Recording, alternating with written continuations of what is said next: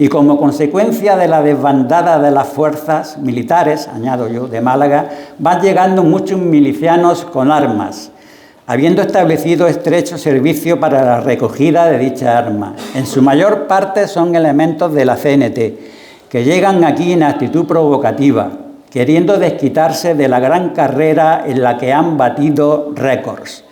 Ya sabrá que abandonaron la población Málaga a las 5 de la tarde del domingo y las fuerzas enemigas no entraron hasta las 12 de la mañana del día siguiente. Este es un informe de los que Gabriel Morón emitía periódicamente al gobierno central republicano. Esto y la acusación de Morón hacia los anarquistas de aceptar sobornos y de connivencia con los sublevados, que incluían la acusación de haber entregado Málaga a cambio de 51 millones de pesetas de la época, hizo que la guerra entre los anarquistas y el gobernador civil de Almería subieran enteros, hasta pensar en llegar los anarquistas al atentado personal. Era lo que estaban acostumbrados de otra forma. Nada nuevo, ya que nos recuerda los enfrentamientos que acaecieron en Málaga los días 10 y 11 de junio de 1936, enfrentamientos que tuvieron lugar en otros muchos lugares como Barcelona. Hay otros testimonios de la presencia de milicianos, soldados y militares en la desbandada, del capitán de carabineros Federico Angulo Vázquez, del comisario del Regimiento de Infantería número 8 José Sánchez Santos, o historiadores medianamente serios como Rafael Quirosa Cheirús. Testimonios que podrán leer en el libro que hoy presentamos. Pasamos a la siguiente cuestión. ¿Son ciertas las cifras que se dan en la actualidad? 300.000 huidos de Málaga y 150.000, otros dicen 200.000 llegados a Almería, por lo que la población de la capital llegó a ser la misma que en la actualidad, más de 200.000 personas. Todo esto según estimaciones de los investigadores tales como María Isabel Brenes y Andrés Fernández.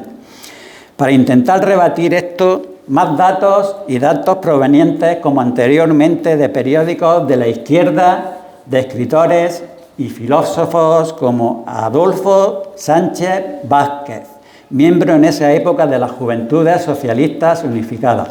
Como están viendo, todos los testimonios que estoy dando, todos los entrecomillados, son procedentes de la izquierda siempre. Para que no me digan, este como es fascista, pues da los testimonios que más tal, ¿no? Pues no. Vamos a ello. Diario ABC, republicano de izquierda. Había dos ABC, el de Sevilla me parece que era monárquico y el de Madrid que era republicano. Pues el ABC republicano de izquierda, de fecha 14 de febrero de 1937, en su publicación del discurso del ministro de Estado Julio Álvarez del Valle, informa: de la población de Málaga, 40.000 mujeres, hombres y niños huyendo del terror fascista hacia Almería. 40.000. Tenemos otra fuente, un artículo de Ilya Ehrenburg, estalinista, titulado La dispersión de Málaga, de fecha 5 de marzo de 1937, publicado también en el ABC republicano. En él dice: los luchadores se habían marchado de Málaga, con ellos 40.000 mujeres y niños, 40.000. El anteriormente mencionado Adolfo Sánchez Vázquez nos habla del testimonio y grandeza moral de los más de 100.000 malagueños que arrastraron el hambre y el frío y la muerte. Aquí ya sube a 100.000, pero nunca 200.000 ni 300.000 como nos están contando ahora. Si estas tres fuentes no son suficientes, ahí va una cuarta, procedente también de la izquierda, moderada en las formas pero fuerte en sus convicciones, Rafael Quirosa Cheirús, que dice que no le salen las cifras de los 300.000. Él mismo dice que no se cree la cifra de los 300.000 y de que Almería duplica su población, pasando de 56.000 a 110.000 o 120.000 habitantes. Es decir, como muchos llegarían a Almería unos 60.000 aproximadamente, ni 150.000 ni 200.000. Testimonio de Rafael Quirosa Cheirús, que es para mí el escritor siendo de izquierda, más respetable que hay. Pero ¿de dónde sale esa cifra de 200.000? No se lo van a creer. Del general Queipo de Llano. Sí, él fue el primero en aventurar esa cifra, pero ya sabemos que Queipo de Llano dijo que los asesinados en Málaga por la izquierda fueron 8.000, cuando en realidad fueron 4.000, cuando fueron la mitad. Que una gran parte, también dicho por Queipo de Llano, que una gran parte de las monjas malagueñas fueron violadas antes de ser asesinadas, cuando tampoco fue cierto. O también, esto no partió de Queipo de Llano, pero sí de la, digamos, de la publicidad nacionalista. Yo sé que a algunos les va a causar un poquito. Los famosos 622 arrojados por el Tajo de Ronda. Nada, tampoco fue cierto. Lo siento, pero no fue cierto. Los asesinados en Ronda, en la serranía de Ronda, no llegaron a 350 y muy pocos fueron arrojados por el Tajo de Ronda. Pocos. De esos 350 no llegó ni al 10%. Pero aquí, a algunos escritores, historiadores e investigadores les parece fiable la cifra adelantada por Queipo de Llano y citada tiempo después por los mencionados historiadores, aunque un ya desquiciado coronel Villalba ciertamente ya hablaba de 300.000. Pero para esto, aparte de los 60.000 refugiados procedentes de la parte occidental de la provincia que había en la capital, tenían que haber huido los 150.000 o 180.000 habitantes que había en la capital. Y otros 50.000 que pasaron a través del boquete de Zafarraya, que ya nos ha comentado antes el coronel Soriano, del boquete de Zafarraya hasta Vélez Málaga. Y eso sencillamente no tiene credibilidad. Pero como dice Antonio Nadal, otro izquierdista, arrepentido, como Pío Moa, esa cifra no resiste la verdad, sí la propaganda, y es que el papel todo lo aguanta. Yo he hecho mi pequeña investigación basada en los habitantes que había entonces en Málaga capital, en los que procedentes de diferentes partes de la provincia buscaron refugio en ella, y en datos provenientes de las estadísticas en los que se compara la población existente antes de la desbandada y después de ella en diferentes municipios de la provincia malagueña. Para eso he consultado diferentes archivos. El resultado pues lo tenéis aquí en el libro. Sobre los bombardeos de Almería por la aviación sublevada, si hacemos caso a las cifras dadas por Eusebio Rodríguez Padilla, el mayor número de víctimas fueron a causa del bombardeo alemán de Adra, donde, comillas, varios centenares de refugiados cayeron muertos en la propia vía por la metralla, cierro comillas.